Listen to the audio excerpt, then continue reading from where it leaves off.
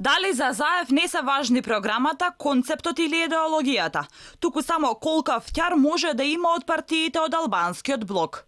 Дали ова е политика на првиот човек на СРСМ во однос на албанските политички партии и неговото соработување со нив?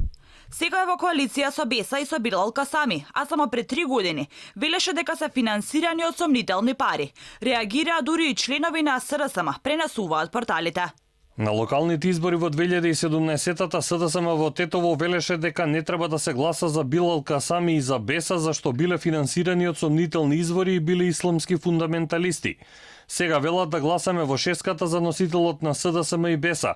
Погодувате Билал Касами. Па да прашам, кое тврдење им е точно? Збунет сум малку. Прекршување на копијата на лидерот на СРСМ и партиите од албанскиот блок имаше и кога Заев бараше од граѓаните на локалните избори во 2017 година да гласат за кандидатот на Дуи Бејта, а Таравари од Алијанса да си останел министер за здравство. Потоа, неколку години подоцна, на изјавата на Мицковски дека албанци во Гостивар приоѓале да го прегрнат, Заев саркастично кажа дека може Таравари го гушкал.